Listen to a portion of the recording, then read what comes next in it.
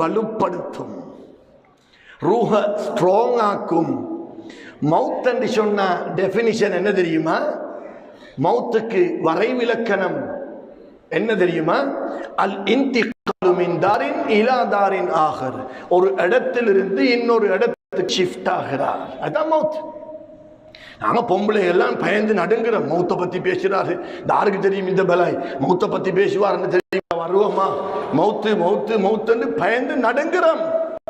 ஆனா நல்லடியார்களுக்கு மௌத்தண்டா அதை விட பெரிய சந்தோஷம் ஒன்றும் இல்லை.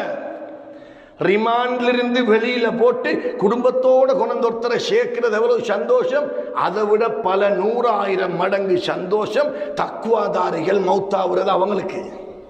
எங்களுக்கு கவலை தான், எங்களை விட்டு பிரிகிறது எங்களுக்கு கவலை.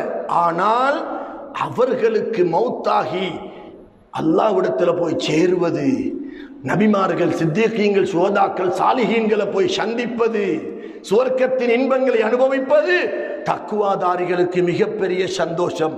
அமல் செய்யாதவர்கள், பாவிகள், அல்லாஹ்வுடைய நல்லெண்ணம் இல்லாதவர்களுக்கு மௌத்தண்டா பயம், அது ஒரு பயம். எனவே நாம் தகப்பனுடைய முதுகன் தண்டில் ஸ்பெர்மாக நாம் நின்றோம். அதுக்கு பிறகு தாயுடைய கற்பறைக்கு தகப்பன் மூலம் ஒரு துளியாக மாறினோம். அது ஒரு ஷிஃப்ட். அங்கிருந்து 10 மாதங்கள் 9 மாதங்களின் பின்பு உயிரை கொடுத்து ஒரு உருவத்தோடு தாய் வயிற்றிலிருந்து பிரசவ வேதனையோடு வெளியாக்கப்பட்டோம். தாயுடைய வயிற்றிலிருந்து உலகத்துக்கு ஷிஃப்ட் ஆனோம். உலகத்திலிருந்து 60லேயோ 70லேயோ 90லேயோ 40லேயோ கபருக்கு ஷிஃப்ட் ஆகிறோம். கபரில் வைக்கிறது உடம்ப மட்டும், ஆனா ரூஹை சக்கராத்துக்கு பிறகு அல்லாஹ் எடுத்து விட்டான். இந்த எடுக்கக்கூடிய விதம், அந்த ரூஹு ஸ்ட்ராங்காக அல்லாஹ்வை நெருங்கிய ரூஹாக இருந்தால், நெய் இருக்கல்ல, நெய்ல தெரியுமா எல்லாருக்கும்? நெய்ல விழுந்த ஒரு தலைமுடிய விரலால இழுத்தெடுக்கிறது எவ்வளவு லேசி, அப்படித்தான் உடம்புக்குள்ள இருந்து ரூஹு வெளியில வரும், லேசா வந்துடும்.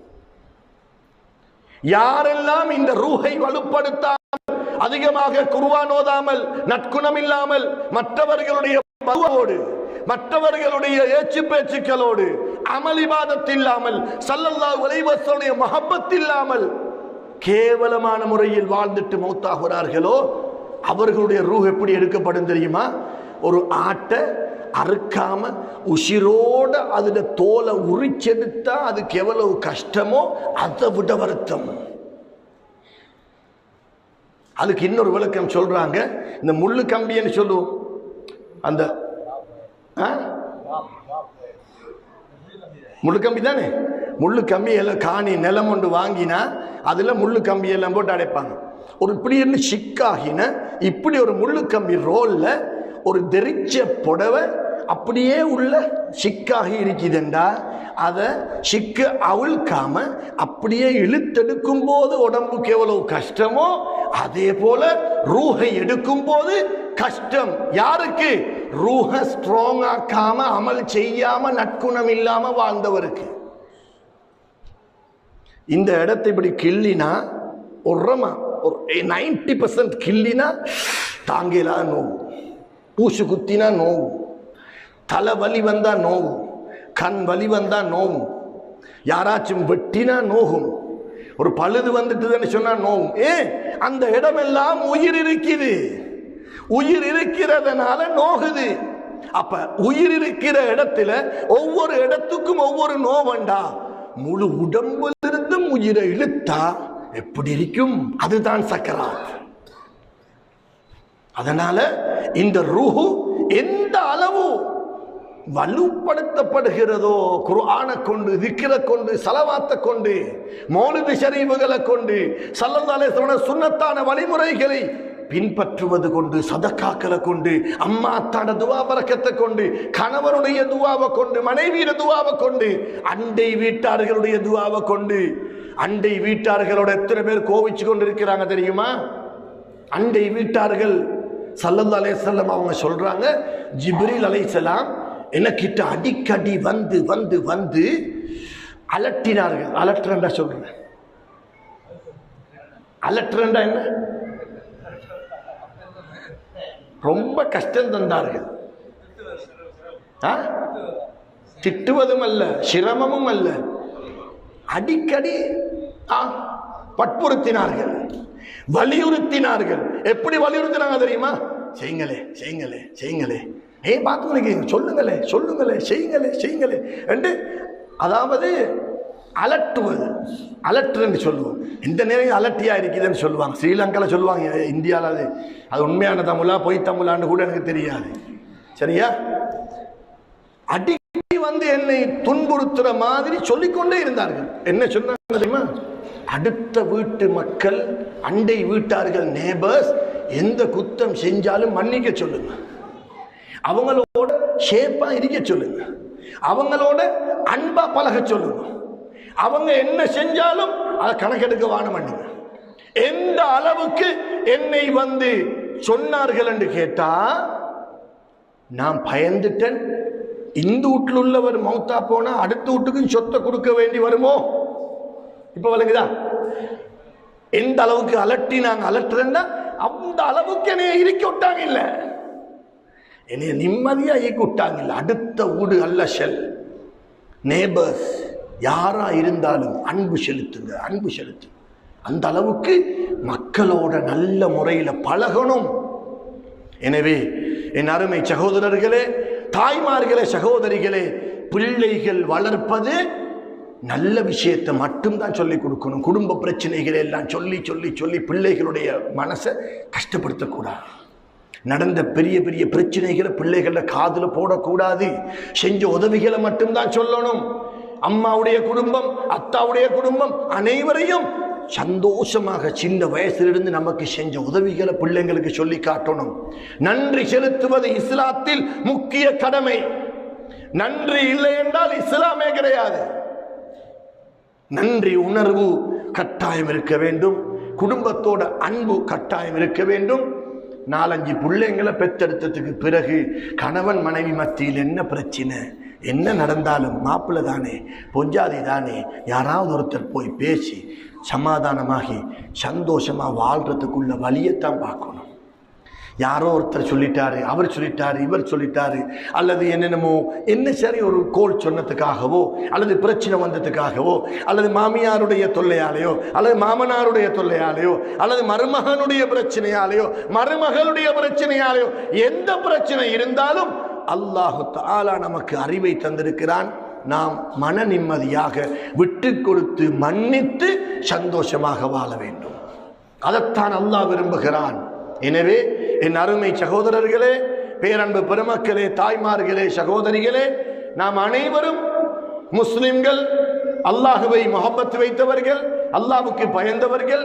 ஐவேளை தொழுகைகளை பேணுதலோடு தொழுது குர்ஆன்களை நம்மால் முடியுமான அளவுக்கு ஓதி திக்ர் ஸலவாத்துகளோட ஸல்லல்லாஹு அலைஹி வஸல்லம் அவர்களுடைய முஹப்பத்தை விளங்கி நாம் நல்ல முறையில் அதிகமான ஸலவாத்துகளை ஓத ஓத ஓத நம்முடைய நாவு பரிசுத்தப்படுத்தப்படும். ஸலவாத்துகளை ஓத ஓத ரத்தம் பரிசுத்தப்படுத்தப்படும். ஸலவாத்துகளை ஓத ஓத நம்முடைய நஃப்ஸு, நம்முடைய ரூஹ், கல்பு அனைத்துமே பரிசுத்தப்படுத்தப்படும். அப்படிப்பட்ட பரக்கத்தான ஒரு அமல் இந்த ஸலவாத். உலக அழிவின் பின்பும் அல்லாஹ் ஸல்லல்லாஹு அலைஹி வஸல்லம் அவர்கள் மீது ஸலவாத்து சொல்லிக் கொண்டிருப்பான்.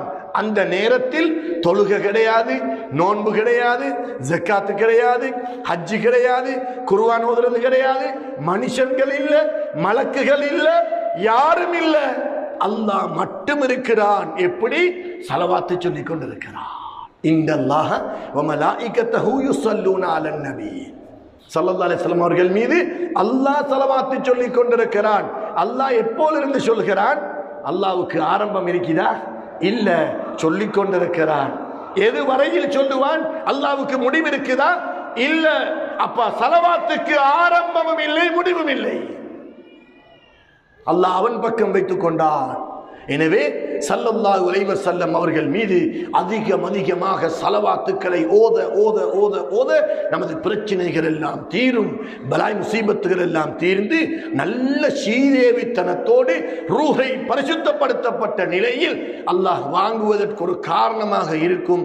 நம்முடைய கபரை நாம் மௌத்தாகுவதற்கு முன்பதாக வெளிச்சமாக்கிக் கொள்வதற்கு, விஷாலமாக்கிக் கொள்வதற்கு ஒரு காரணமாக அமையும் என்பதையும் சொல்லி, இனி மேலும் தெரிந்தோ தெரியாமலோ என்ன பாவங்களை நாம் செய்தாலும் அல்லாஹ்விடத்தில் தௌபா செய்து மீண்டு இனிமேல் செய்ய மாட்டேன் என்ற மனப்பக்குவத்தோடு நாம் அல்லாஹுவை நெருங்கி மற்றவர்களுக்கு எந்த விதமான சிரமமும் கொடுக்காமல் குடும்பம் அனைத்தும் ஒற்றுமையோடு, விசேஷமாக கணவன் மனைவிமார்கள், விசேஷமாக அம்மா அத்தாமார்கள் குடும்ப ஒற்றுமையை பேணி மன்னித்து விட்டு கொடுத்து சந்தோஷமாக வாழ்வோமே ஆனால் நமக்கு அல்லாஹ் நிச்சயமாக ஈருலகத்திலும் பாக்கியத்தை தருவான். அடுத்தபடியாக பெருமையை உடைத்து தகர்த்து கொஞ்சமேனும் நம்முடைய கல்வில் வைத்துக் கொள்ளாமல் பணிந்து போய் எல்லோரையும் கண்ணியப்படுத்தக்கூடிய சீதேவிகளாக ஆகி வாழ்வதற்கு அல்லாஹ் நம் அனைவருக்கும் அருள் பாலிப்பானாக. அத்தோடு கடைசியாக நாம் அனைவரும் இந்த இடத்தில் வேர்க்க ஆண்களும் பெண்களும் இவ்வளவு பெரிய ஒரு கூட்டம், நான் 50 பேராவது வருவாங்களான்னு யோசிச்சிருந்தேன். எனக்கு தெரியாது, இந்த ஏரியாவை பற்றியும் தெரியாது, இந்த இடத்தை பற்றி தெரியாது. இந்த கபித்தான் பள்ளிக்கு ஒரே ஒரு நிக்கா மஜ்லிஸுக்கு நான் வந்திருக்கிறேன், அவ்வளவுதான். ஒரு 50 பேர் வந்தாலும் பரவாயில்லை, அல்ஹம்துலில்லாஹ்னு கொண்டிருந்தேன். மாஷா அல்லாஹ், ஆண்கள் மாத்திரம் 150-200 பேருக்கு மேலே இருக்கலாம் என்று நினைக்கிறேன். எல்லா இடத்திலையும் உட்கார்ந்து கொண்டிருக்கிறீங்க. பெண்களும் அதிகமாக வந்திருக்கலாம். நீங்கள் அல்லாஹ்வுக்காக வந்திருக்கிறீர்கள், அல்லாஹ்வுடைய திக்ர் செய்ய வந்திருக்கிறீர்கள், அல்லாஹ்வை பற்றியும் ஸல்லல்லாஹு அலைஹி வஸல்லம் அவர்களை பற்றியும் அறிந்து திருந்தி நல்லமல் செய்ய வந்திருக்கிறீர்கள். எனவே உங்களுக்காக வானத்தில் உள்ள நட்சத்திரமும் இஸ்திக்பார் செய்கிறது, கடலில் உள்ள மீன்களும் இஸ்திக்பார் செய்கிறது, பொந்துகள் இருக்கும் பாம்புகள் உட்பட உங்களுடைய பெயர்களை சொல்லி பாவ மன்னிப்பு தேடுகிறது என்று ஸல்லல்லாஹு அலைஹி வஸல்லம் அவர்கள் சொன்ன ஹதீஸ் சஹீஹுல் புகாரியில் இருக்கிறது. அது பயான் மஜ்லிஸாக இருக்கட்டும், திக்ர் மஜ்லிஸாக இருக்கட்டும், ஸலவாத் மஜ்லிஸாக இருக்கட்டும், எந்த மஜ்லிஸாக இருந்தாலும் இல்மை படிக்கிற ஒரு மஜ்லிஸுக்கு ஒருத்தர் வெளிக்கிளம்பி சென்றால் அவருக்கு அல்லாஹ் ரஹமத்துடைய மலக்குகளுடைய சிறகை விரித்து கொடுக்கிறான் என்று சொன்னார்கள் ஸல்லல்லாஹு அலைஹி வஸல்லம். எனவே நீங்கள் இப்பொழுது செலவழித்த மக்ரிபுக்கும் இஷாவுக்கும் இடையில், இஷாவுக்கு பிறகு இப்பொழுது இந்த 9:30 மணி வரையில் செலவழித்த இந்த நேரம் ஒவ்வொரு மூச்சும் ஜன்னத்துல் ஃபிர்தௌஸில் கொண்டு போய் சேர்க்கக்கூடிய மூச்சு. இஹ்லாஸோடு பரிசுத்த உள்ளத்தோடு பிள்ளைகளை எல்லாம் வீட்டில் வைத்துவிட்டு அல்லது பிள்ளைகளையும் அழைத்து கொண்டு வந்து எல்லா வேலைகளையும் விட்டுவிட்டு அல்லாஹ்வுக்காக, அல்லாஹ்வுடைய ரசூல் ஸல்லல்லாஹு அலைஹி வஸல்லம் அவர்களுக்காக வந்திருக்கிறீர்கள். உங்கள் அனைவருக்கும் யா அல்லாஹ் நீ ரஹ்மத்து செய்வாயாக. இவர்கள் அனைவரும் நாம் செய்த அனைத்து பாவங்களையும் மன்னித்தருள்வாயாக. யா அல்லாஹ் நம்முடைய தாய் தந்தையினர்கள், மனைவி மக்கள், உஸ்தாதுமார்கள், ஆசிரியர்மார்கள் அனைவருடைய பாவங்களையும் மன்னித்தருள்வாயாக.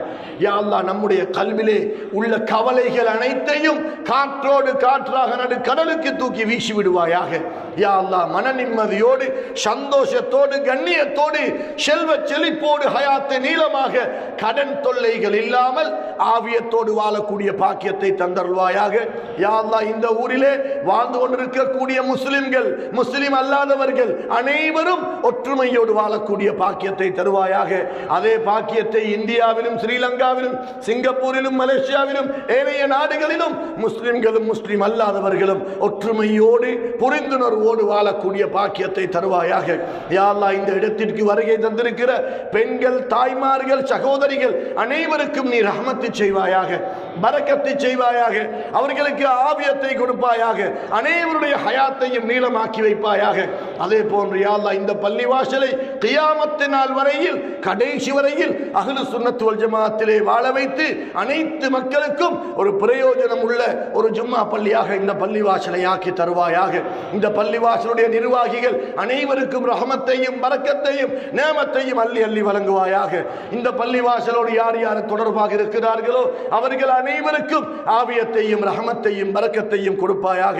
யா அல்லாஹ், இந்த மஜ்லிஸுக்கு வந்து இவ்வளவு நேரமும் பொறுமையோடு 1.5 மணித்தியாலத்துக்கு மேலால் உட்கார்ந்து இந்த பயானை கேட்டுக்கொண்டிருந்த ஆண்கள், பெண்கள், வயதாளிகள், சிறுவர்கள் அனைவரும் அவரவர்களுடைய கல்விலே என்னென்ன ஹாஜத்துகளை மனதிலே வைத்து உன்னிடத்தில் துஆ கேட்கிறார்களோ, ரப்பே ரஹ்மானே, உன்னுடைய குதுரத்தை கொண்டும் ரஹமத்தை கொண்டும் அவர்களுடைய ஹாஜத்தை நிறைவேற்றி வைப்பாயாக. கல்விலே உள்ள நாட்டங்கள், தேட்டங்களை நிறைவேற்றி வைப்பாயாக.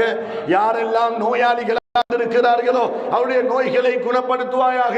யாரெல்லாம் ஆஸ்பத்திரி அட்மிட் பண்ணப்பட்டிருக்கிறார்களோ அவர்களை நடந்து சந்தோஷமாக ஆவியத்தோடு வீட்டுக்கு வரக்கூடிய பாக்கியத்தை கொடுப்பாயாக. யா அல்லாஹ், நம்முடைய குடும்பத்தில் வளரக்கூடிய குமரி பெண்களுக்குரிய கணவன்மார்களை நீயே தெரிந்தெடுத்து தருவாயாக. அதுவும் ஸ்ரீதேவிகளை பார்த்து தெரிந்தெடுத்து தருவாயாக.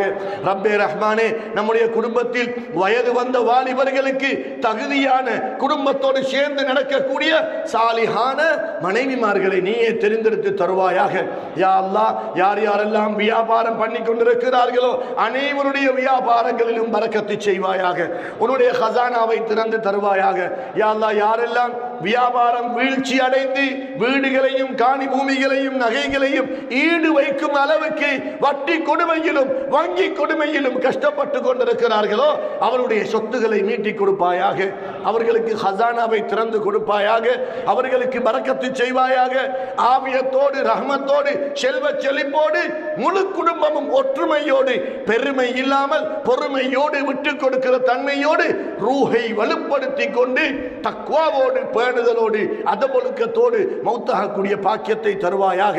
யா அல்லாஹ், நாம் பெற்று வளர்க்கக்கூடிய நமது ஆண் பிள்ளைகளும் பெண் பிள்ளைகளும் தான் நமது சொந்தமான சொத்துக்கள். யா அல்லாஹ், கியாமத் நாள் வரையில் நம்மோடு வரக்கூடிய சொத்துக்கள். யா அல்லாஹ், அந்த பிள்ளைகள் கெட்ட நடத்தைகளை பழகிவிடாமல் பாதுகாப்பாயாக. கெட்ட கூட்டாளிமார்கள், கெட்ட குடிபானங்கள், கெட்ட வார்த்தைகள், துர்க்குணங்களை விட்டு அவர்களை பாதுகாத்து திருமணம் முடித்து கொடுக்கப்படும் வரையில் நமது பிள்ளைகளை ஜினாவை விட்டு பாதுகாப்பாயாக. குஃப்ரியத்தான விடயங்களில் ஈடுபடுவதை விட்டு பாதுகாப்பாயாக. இணை வைப்பதை விட்டு பாதுகாப்பாயாக. நமது குடும்பத்தில் உள்ள அனைவரையும் ஐவேளை தொழுகைகளை பேணுதலோடு தொழுது வரக்கூடிய பாக்கியத்தை தருவாயாக. அதே போல ரப்பே ரஹ்மானே, நம்முடைய இந்த நாட்டுக்கே இந்த ஊருக்கே ஒரு அத்தாவாக இருக்கக்கூடிய ஒரு ஸ்ரீதேவியை இந்த பினாங்கில போய் இன்று நாம் சந்தித்தோம். யா அல்லாஹ், அவர்களுடைய ஹயாத்தை நீளமாக்கி வைப்பாயாக. அவர்களுக்கு நீ பரக்கத்தும் ரஹமத்தும் நேமத்தையும் அள்ளி வழங்குவாயாக. அவர்களுடைய குடும்பத்துக்கும் அவர்களுக்கு துணையாக இருக்கும் அனைவருடைய குடும்பத்துக்கும் நீ ரஹமத்து செய்வாயாக. யா அல்லாஹ், இந்த பயானுக்கு வர இருந்து யாருக்கு வர முடியாமல் போய்விட்டதோ அவர்களுக்கும் நீ ரஹமத்து செய்வாயாக, பரக்கத்து செய்வாயாக.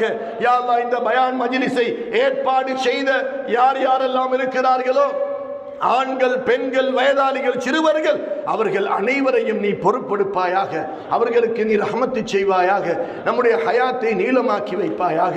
ரப்பே ரஹ்மானே, நாம் எதை செய்தாலும் இஹ்லாஸ் என்னும் மன தூய்மையோடு செய்யக்கூடிய பாக்கியத்தை தருவாயாக. நம்முடைய துஆக்களை நமது உயிரை விட மேலான கண்மணியான முஹம்மது முஸ்தபா ஸல்லல்லாஹு அலைஹி வ அலா ஆலிஹி வ ஸஹ்பிஹி வ ஸல்லம் அவர்களுடைய பரக்கத்தை கொண்டு யா அல்லாஹ் நீயே கபூல் செய்வாயாக. யா அல்லாஹ், என்னென்ன விடயங்களை எனது நாவினால் நீ வெளியாக்கினாயோ அந்த அனைத்தையும் அமல் செய்யக்கூடிய பாக்கியத்தை எனக்கும் எனது குடும்பத்துக்கும் இங்கே வருகை தந்த அனைவருக்கும் நீ பாக்கியமாக நசீபாக்கி கொடுப்பாயாக. ربنا آتنا في الدنيا حسنة وفي الآخرة حسنة وقنا عذاب النار. ربنا اغفر لنا ولمشايخنا ولأساتذتنا ولوالدينا رب ارحمهما كما ربياني صغيرا رب ارحمهما كما ربياني صغيرا رب ارحمهما كما ربياني صغيرا. யா அல்லாஹ், நம்முடைய குடும்பத்தில் யாரெல்லாம் வாழ்ந்து மௌத்தாகி கபரிலே இருக்கிறார்களோ அந்த கபறுகளை பிரகாசமாக்குவாயாக, ஒளிச்சமாக்குவாயாக, ஒளிமயமாக்குவாயாக. கண் பார்வை எட்டும் அளவுக்கு விஷாலமாக்குவாயாக. அந்த கபறுகள் உலகத்தில் எந்த திக்கில் இருந்தாலும் ஜன்னத்துல் பக்கியோடு தொடர்படுத்தி வைப்பாயாக.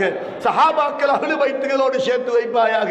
ஜன்னத்துல் விருதௌஸாக உயர்ந்த அந்தஸ்தை அவர்களுக்கு கொடுப்பாயாக. وادامت الرحمة يا ارحم الراحمين وصلى الله تعالى وسلم على سيدنا محمد النبي الأمي وعلى آله وصحبه أجمعين آمين بفضله سبحان ربك رب العزة عما يصفون وسلام على المرسلين والحمد لله رب العالمين.